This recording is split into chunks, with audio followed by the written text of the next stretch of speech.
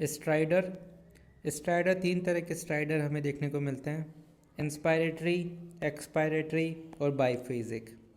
तो इंस्पायरेटरी के अंदर हमको मलेशिया जाना होता है, लेरिंगो मलेशिया। इसके अलावा इसके अंदर आता है अक्यूट एपिग्लोटाइटिस। इसके अलावा रेट्रोफेरेंजियल एब्सेस भी इसी के अंदर आती है।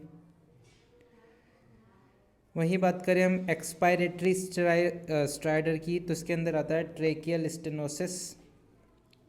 इसके अलावा bronchial foreign body, expiratory strider. Biphasic strider की बात करें तो ये हमको देखने को मिलता है लेरेंजियल पेपिलोमा के अंदर, वोकल कॉर्ड पैरालिसिस के अंदर, इसके अलावा सब ग्लोटिक स्टेनोसिस के अंदर देखने को मिलता है। अब ये एक्सरे देख रहे हो,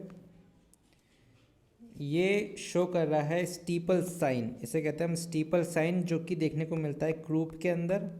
इसके अलावा इस क्रूप को हम अक्यूट लेरिंगो ट्रेकियो ब्रोंकाइटिस भी कहते हैं। क्या कहते हैं? लेरिंगो ट्रेकियो ब्रोंकाइटिस भी कहते हैं इसको। इसके लिए रेस्पॉन्सिबल वायरस कौन होता है? पैरा इन्फ्लुएंजा वायरस होता है।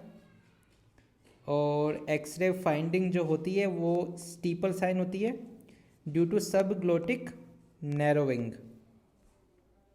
इसके अलावा जो एज होती है इस प्रेजेंटेशन की वो होती है 6 महीने से 6 साल तक। Clinical feature include barking cough, inspiratory stridor, hoarseness and low grade fever. So this is all about the stridor and the croup.